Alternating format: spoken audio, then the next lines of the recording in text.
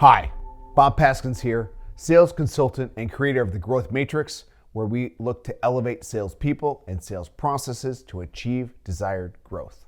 In this Sales Tip Tuesday, we're going to talk about how we should handle our current customer base. This can be found in the discovery component of the Growth Matrix. I'm going to start off this Sales Tip Tuesday with a quote from Hall of Fame coach Tony Dungy.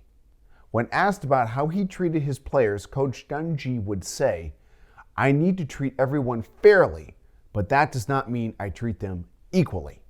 You see, Coach Dungy had 3 quarterbacks on his team.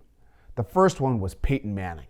Peyton Manning is arguably one of the top 10 quarterbacks ever to play the position in the history of football.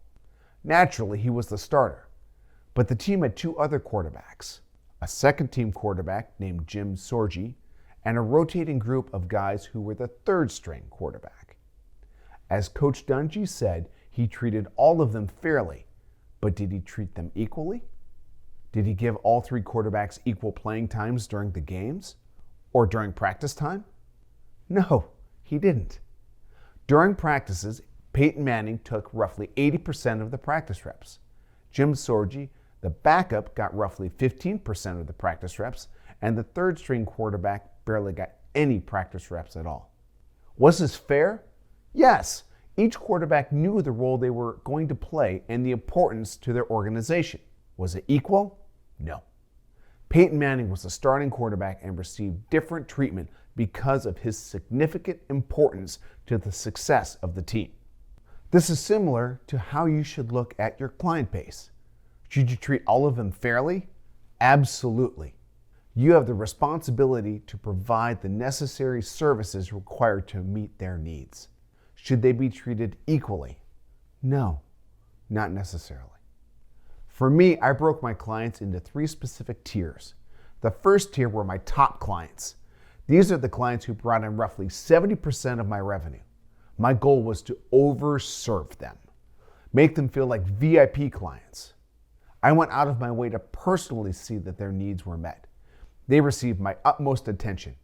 I treated them to sporting events, concert, or other high-end gatherings for the simple reason that my revenue stream depended on them remaining my clients. The middle tier of my clients were good, steady customers. This group brought in roughly 20% of my revenue. The relationships were strong with these clients, and they valued my services. Typically, what set them apart from the top tier was their size.